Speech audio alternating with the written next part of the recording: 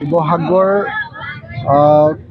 জিলাৰ পুৰণি আমগুৰি বিধানসভা সমষ্টিৰ অন্তৰ্ভুক্ত নামটি চাৰিআলি পঞ্চায়তত আজি শিৱসাগৰ জিলাৰ বহু সংখ্যক মানুহে ৰাইজৰ দলত যোগদান কৰে।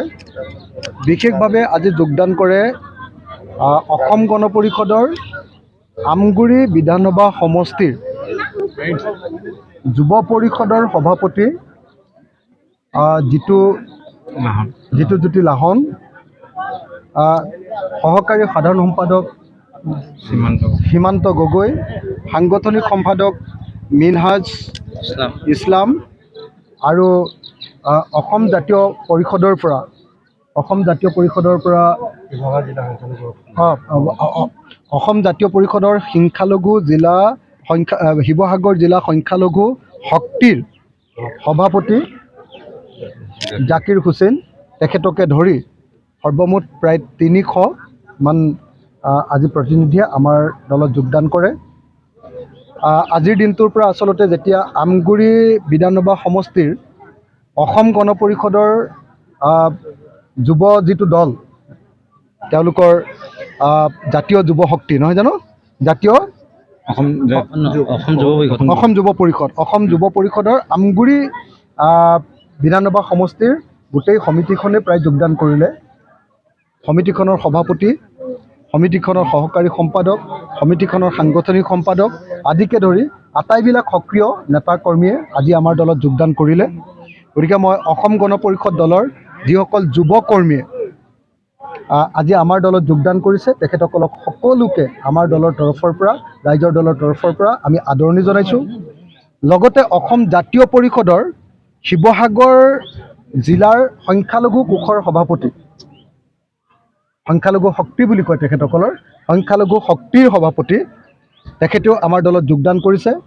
গতিকে আজি অসম গণ পৰিষদ আৰু অসম জাতীয় পৰিষদৰ যিসকল নেতৃবৰ্গই আমাৰ দলত, ৰাইজৰ দলত যোগদান কৰিলে, তেখেতসকলক সকলোকে আদৰণি জনাইছোঁ।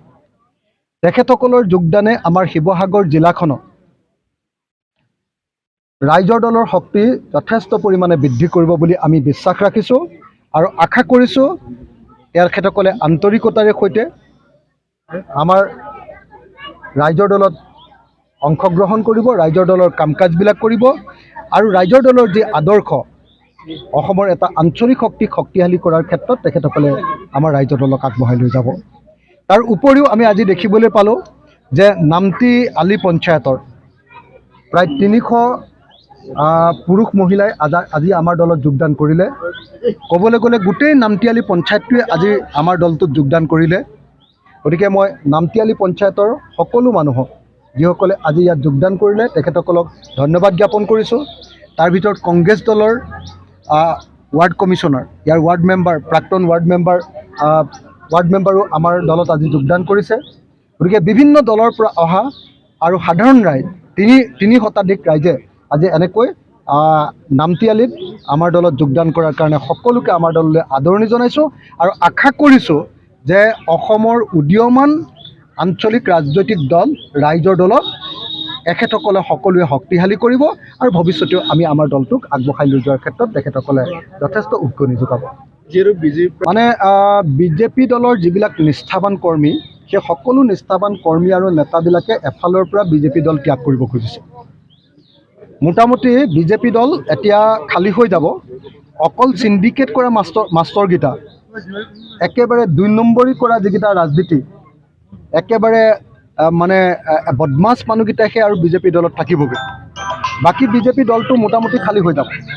যিমানবিলাকে মানে আগৰ কংগ্ৰেছ দলৰ কুশাসনৰ কংগ্ৰেছ দলৰ দুৰ্নীতিৰ বিৰুদ্ধে যিবিলাক মানুহে বিজেপি কৰিবলৈ আহিছিলে, এটা আদৰ্শ লৈ বিজেপি কৰিবলৈ আহিছিলে যে আমি দুৰ্নীতিৰ বিৰুদ্ধে যুদ্ধ কৰিম আৰু ভাৰতবৰ্ষত এটা নতুন ৰাজনৈতিক দলক শক্তিশালী কৰিম, কংগ্ৰেছৰ বিকল্প লাগে বুলি যিবিলাকে আহিছিলে, অথচ তাৰ পাছত যেতিয়া বিজেপিয়ে শাসন কৰিলে আকৌ বিজেপিয়ে একেই কংগ্ৰেছতকৈ বেছি বেয়া কাম কৰিবলৈ আৰম্ভ কৰিলে।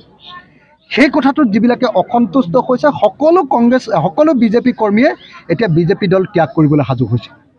তাৰ ভিতৰত আপোনালোকে সকলোৱে জানে যে শিৱসাগৰ জিলাখনৰ বিজেপি দলৰ আটাইতকৈ প্ৰমিনেণ্ট যিজন লিডাৰ ডক্টৰ কি কয় ভৱেন মোহন, ডক্টৰ ভৱেন মোহনে ইতিমধ্যে পদত্যাগ কৰিছে আৰু ৰাইজৰ দলত তেখেতে যোগদান কৰিবৰ কাৰণে আশা প্ৰকাশ কৰিছে, ইচ্ছা প্ৰকাশ কৰিছে। মই ভৱেন মোহন ডাঙৰীয়াক আমাৰ ৰাইজৰ দললৈ আদৰণি জনাইছোঁ। আনহাতে শদিয়া জিলাৰ বৰ্তমানৰ সভাপতি, প্ৰাক্তন সভাপতি আৰু মানে প্ৰাক্তন, এতিয়া প্ৰাক্তন হ'ল, বৰ্তমানৰ সভাপতি আছিলে বিজেপি দলৰ বা শদিয়া জিলাৰ সভাপতি আৰু ধেমাজি জিলাৰ প্ৰভাৰী বিজেপি দলৰ যুধিষ্ঠিৰ গগৈ ডাঙৰীয়াই ইতিমধ্যে পদত্যাগ কৰিছে আৰু তেখেতে আমাক সাক্ষাৎ কৰি ইতিমধ্যে ৰাইজৰ দলত যোগদান কৰিবৰ কাৰণে সিদ্ধান্ত ঘোষণা কৰিছে।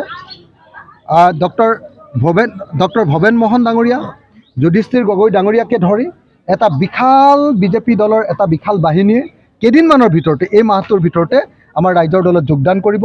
আমিহে সময় দিব পৰা নাই বানপানীত লাগি থকাৰ কাৰণে। যেতিয়াই আমাৰ সময়টো সুযোগটো আহিব সেইদিনাই তেখেতসকলে যোগদান কৰিব। বানপানীটো অকণমান কমি ল'বলৈ দিছোঁ। এই সময়ত বানপানীৰ সময়ত বানপানীত আমি বেছিকৈ সময় দিব খুজিছোঁ। গতিকে কেইদিনমানৰ ভিতৰতে বিজেপি দলটো সৎ বিজেপি কৰ্মীবিলাক নাইকিয়া হৈ যাব।